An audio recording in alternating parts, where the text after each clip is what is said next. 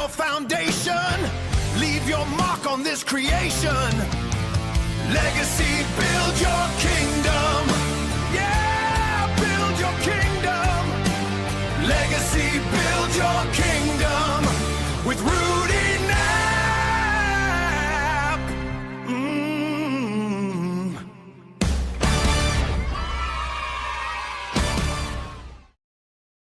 Welcome back, architects. You are listening to Legacy, Build Your Kingdom, the podcast that takes you from theoretical ideas of personal development and turns it into concrete daily bricks you need to build a life of purpose, sovereignty, and generational impact. I'm your host, Rudy Knapp. Before I get into today's topic, wearing my Brave for Brit t-shirt, some prayers out to my cousin Brittany, who's going through a tough time right now, breast cancer, and we're praying for her. We love her. We want her to heal. We're moving forward with God in control, loving her and blessing her to keep her from pain. Before we dive into today's topic, let's do a quick recap of where we were last week. Episode 56 was an incredibly special one. I sat down for an interview with my cousin, Catherine Gonzalez. Catherine is a real-life builder of her own kingdom, also the sister to Brittany. Catherine navigates the daily routine of raising a blended family with absolute grace and grit. That episode was a tribute to our grandmother also, a true legacy who has molded our entire family and set the standard we all strive to build upon today. If you haven't listened to that conversation, please go back. It's a powerful, vital piece to the puzzle on how to lead with love and resilience. Also, a quick reminder for those who have been asking about taking their work deeper, the complete framework is now available. You can get my book, Legacy Build Your Kingdom, on Amazon, in paperback and on Kindle. You can also get it available on Audible if you want to listen to it while you're putting in your 10,000 steps each day or your commute to work. You can also visit my website, www.legacycoaching-buildyourkingdom.com to grab a copy, check out our coaching resources, and see what we're building. All right, let's get into today. Today is an episode that is a little different for me. It's a bit more raw, a bit more personal, because today is episode 57. So I have 57 episodes out there, and to anyone else, 57 is just a number in a sequence. It's just like any other number.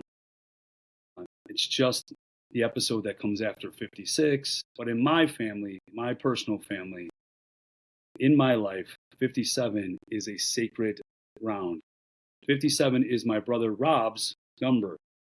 So Rob wore 57 in playing sports, and it became my number next, and I wore 57. Then, I watched my nephew, Vinny, wear 57, and my son wear 57. It is an indescribable privilege to watch your own son, wear the number 57. When you spend as much time as I have coaching, sports of football and wrestling, you realize real quick that a jersey number isn't just fabric or ink. It becomes an identity. When you pull that jersey over your pads, you aren't just representing yourself anymore.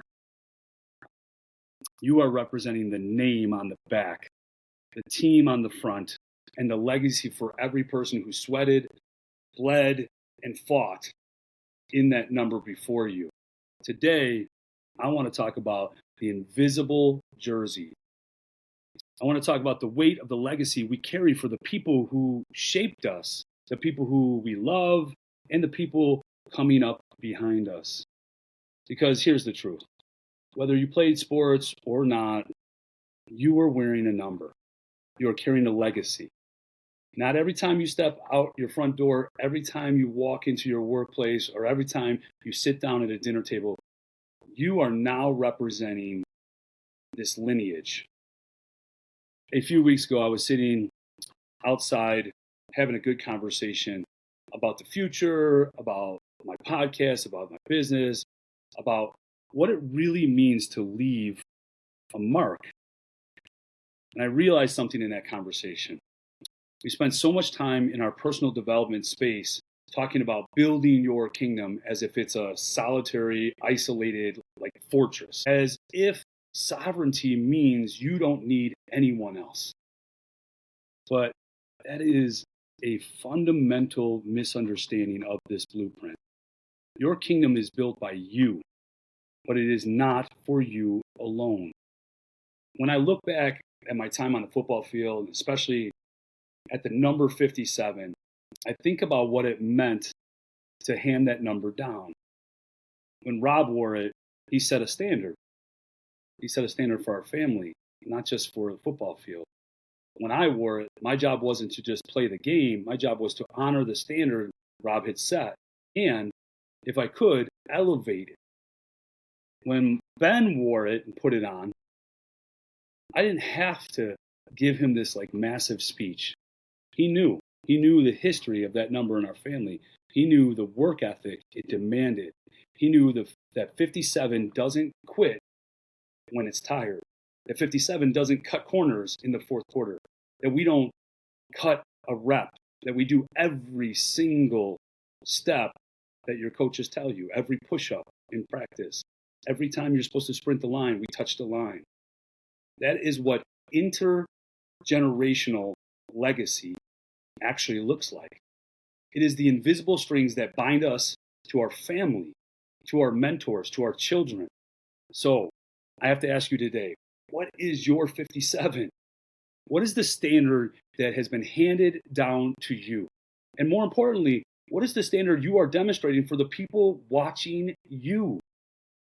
As a public school teacher and a coach, I see this every single day. I see kids who come into the classroom or onto the field carrying this heavy, sometimes broken legacies of their environments. And I see kids who come in carrying a foundation of absolute granite because of the standard their parents set. As a father of twins, Ben and Sophie, I am hyper aware that they are always watching. They don't just listen to my lectures, they watch my actions. Even if they don't want to listen right now, 15 years old, they're listening and they're watching. If I tell them about physical mastery, but I skip my own workouts and I'm eating garbage, my words are hollow. If I tell them about emotional intelligence and mental sovereignty, but I lose my temper at the slightest friction in traffic, the blueprint burns. And let's not get something wrong. It's happened before. But now that I am setting those examples, it's happening less and less. I do make mistakes, but very far and few between. Now they are learning lessons for how to act and control yourself. Carrying the 57 in your daily life means recognizing the friction of everyday life and choosing to act according to the standard anyway. Let me give you a very real, everyday example. It's a Tuesday evening. You are exhausted. You've been putting out fires all day at work. You dealt with the difficult people of your daily life. You walk through the front door and your tank is on empty.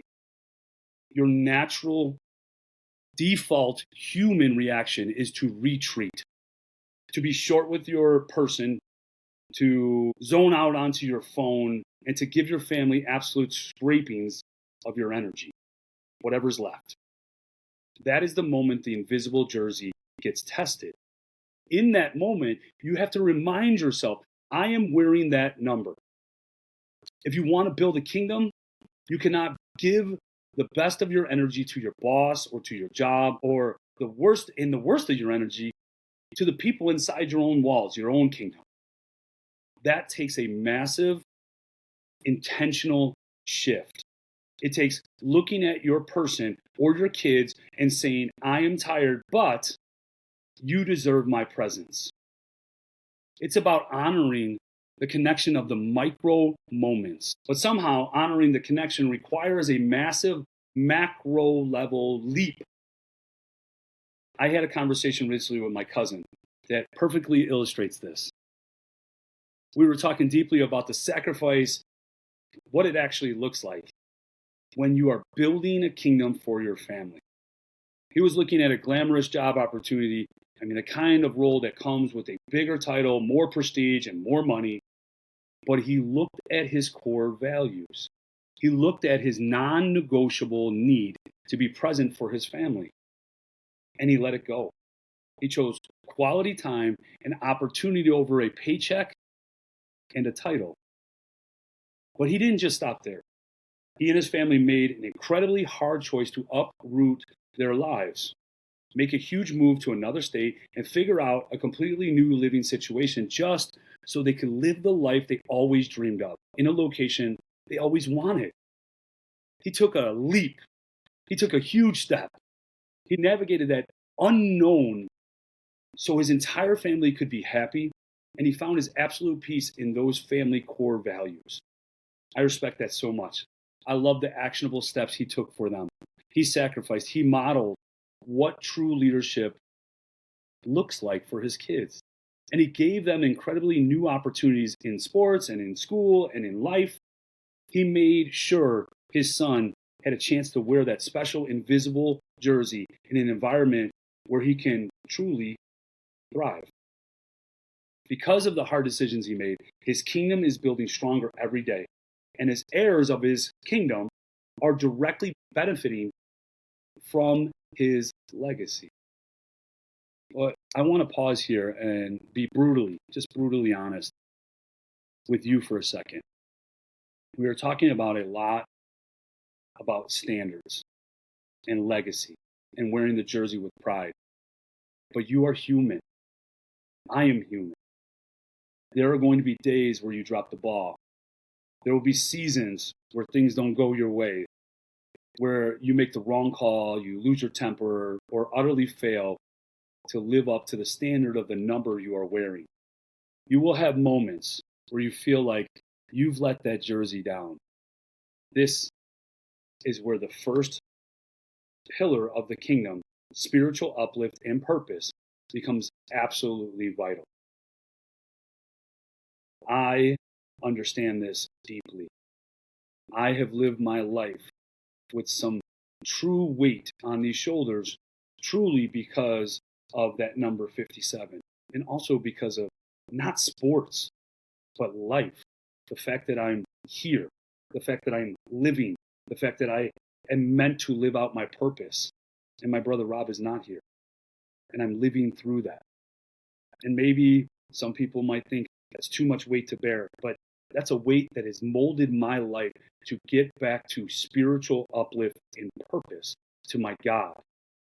I only have a relationship with God because of Rob.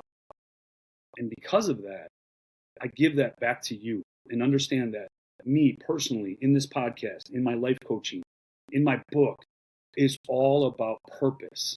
It's all about giving back to you because I was given. I hope you take this moment to look at when you make those mistakes, when you are not fulfilling what that number, that special number, whatever that invisible jersey is for you. When you look at that, it's okay to make mistakes. These mistakes can happen. But what do you do after those mistakes? Are you continually making the same mistakes over and over again, or are you adjusting life so you don't make them again? Think about it. So when I was coaching football, I see kids make massive mistakes. I seen a kid jump off sides at a critical moment. I seen a snap that went over the quarterback's head. I seen us miss game-winning tackles. I've seen them come up to the sideline, rip off their helmet, and just hang their head in total shame, feeling like they don't deserve to wear that team's colors anymore. I remember one kid in particular. I mean, he was a great athlete, and he had an opportunity to score a touchdown, and he literally breaks outside. We hand the ball off to him. He's running down the field, and he fumbles the ball with nobody near him. No defender, nobody touches him. He fumbles the ball, and we lose the ball. And as a coach, in that moment, my job is not to cast him out. My job is to grab their face mask, lift their chin, look him dead in the eyes, and say, "You are still my player. You are still on this team. Now breathe, reset, and let's go." And what I said to that young man, I still remember Carter. And what I said to him was this concept: you are going to get the ball as soon as we get it back. I'm handing the ball to you. So be ready because I believe in you. I know you'll step up. I know you'll shake this off and you'll be great. And what did he do? Took that ball, went down, ended up scoring a touchdown, I believe, just getting back into the game. What a great athlete. What a great opportunity for me as a coach, but also for him as a player to understand that we do believe in you, even when we make mistakes. Just like God will believe in us, even when we make those huge mistakes. If a human coach has the capacity for that kind of grace, how much more does the ultimate architect of our lives have? God is always with us, especially when we stumble. When your foundation shakes, God is the bedrock, but underneath it. And it doesn't move because of him. There is a profound quote that I lean on heavily in my own life. Grace isn't an excuse to lower your standards. It is the divine power that allows us to get back up when we fail to meet it. Your spiritual pillar is the absolute core of the invisible jersey. It reminds you that your worth is not ultimately defined by your perfect execution, but by the creator who designed you. Even when we make a mistake, even when you forget you are wearing that jersey, God does not revoke your place in this kingdom. He lifts your chin, forgives the failure, and tells you to get back on that field. You cannot build a strong foundation relying solely on your own human grit.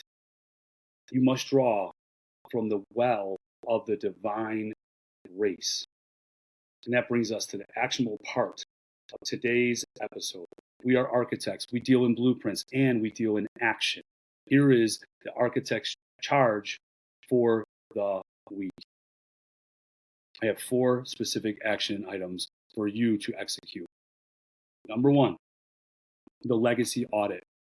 I want you to sit down in a quiet place for 10 minutes this week. No phones, no distractions. I want you to identify the people who poured into you, who give you your standard. It could be a parent, an older sibling like my brother Rob, a coach, a mentor, or my grandmother who molded our whole family's foundation. Also, just a quick note. Last week we did this dedication to my grandmother, not even knowing it was her birthday on Sunday when I released that. So happy birthday to Grandma. Really wish we would have understood putting that together. We just happened to. So I think there's some divines that are going on right there where we were focusing on Grandma and it actually came out the fact that it was her birthday when we released this. We did this podcast on Saturday. Sunday was her birthday. Having no clue in my brain that's what it was. But how cool is that? What a divine presence to give an honor to such an amazing woman and understand that it was her actual birthday. How cool is that? I want you to write their names down. Then look at your own life right now. Are you currently living those daily habits, honoring the investment they made for you? So write down for 10 minutes, no distractions. Who gave you your standard? Who gave you your invisible number? Who gave you those standards? Who in your life gave those standards? Write it down, write down their names. Look at your whole life right now, and you're going to ask yourself, are your daily habits honoring the investment that they made in you? Number 2, define your 57. What is the core value that represents your family? For us, the number represents grit, protection, unyielding loyalty. What does your family's jersey represent? Sit down with your spouse, with your person, your partner, your kids, your people, and articulate the core values of your household. Write them down. Put them on the fridge. Make them the law of your kingdom. Number 3, pass the baton.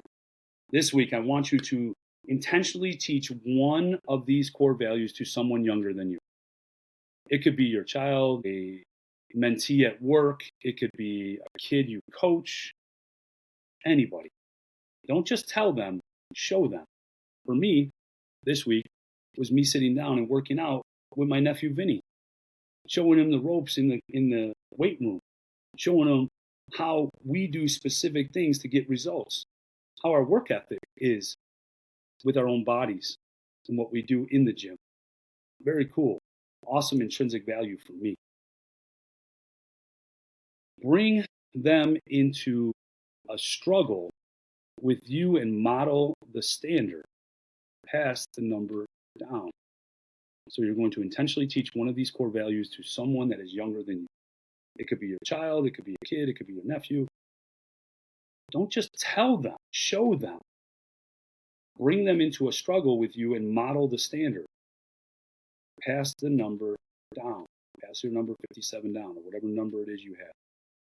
Create it if you don't have one. Number 4, the grace reset. Sometime this week, you're going to fall short of your standard. When it happens, do not spiral into shame. Take a moment in complete stillness, acknowledge the mistake to God, and accept the grace that is freely given to you. Pray for the strength to reset. Remember the spiritual uplift and the purpose means knowing you are held to by the hands much stronger than your own. Let the divine grace fuel your next right action. Listen to me. Building your kingdom is hard work. It requires you to show up even when you're tired. It requires you to make terrifying leaps like my cousin did. It requires you to operate with spiritual uplift and purpose, mental clarity, physical mastery, financial discipline, and relationship intelligence. It is a heavy lift, but you do not lift it alone. You lift it with the strength of everyone who came before you. You lift it for everyone who will come after you. And you lift it with God walking right beside you. That is the beauty of number 57. It reminds me of my strength isn't just mine. Thank you for letting me share a bit of my family's heart with you today on this special episode, number 57. Honor your number this week. Wear your invisible jersey with pride. And when you stumble, let grace pick you back up. Remember, you can get the full blueprints in my book, Legacy Build Your Kingdom, on Amazon, Audible, and www.legacycoaching-buildyourkingdom.com. Use it. Use it as a guideline. Use it to work on that spiritual pillar. Use it to see the actionable items you can have in order to get yourself on pace to really live the life that you want for your family. My cousin, he read the book. My cousin is a huge supporter of me. My cousin is one of those people that I look up to for making those choices, for being a person that puts his family first, that knows his family values, that continues his life to build, to help, and become happy in his life with his family. The peace that everyone is looking for. So go out and get yours. If not, reach out to me. Let's do some one-on-one. Let's have some sessions. I have some great clients. Some of these great clients are really moving forward with our conversations and setting actionable items and really getting their life on track, not just physically, but mentally, most important, spiritually, the most of all important pillars, and then also financially and with their relationships. Think about those things. If you truly want help, go check it out. Take a step. Take a giant leap like my cousin did. That's a huge leap. Until next time, protect your focus, steward your vessel, and build your kingdom. But never forget who you're building it for. Miss you guys. Appreciate that. Everybody give a shout out and a prayer for my cousin Brittany. She is a strong, strong girl who literally her whole entire life, one of the strongest, one of the greatest hearts I've ever seen, literally follows footsteps of Grandma Knapp. Praying for her. Please do the same. Ooh, yeah. Time to build your foundation. Leave your mark on this creation. Legacy, build your kingdom. Yeah, build your kingdom. Legacy, build your kingdom. With rooted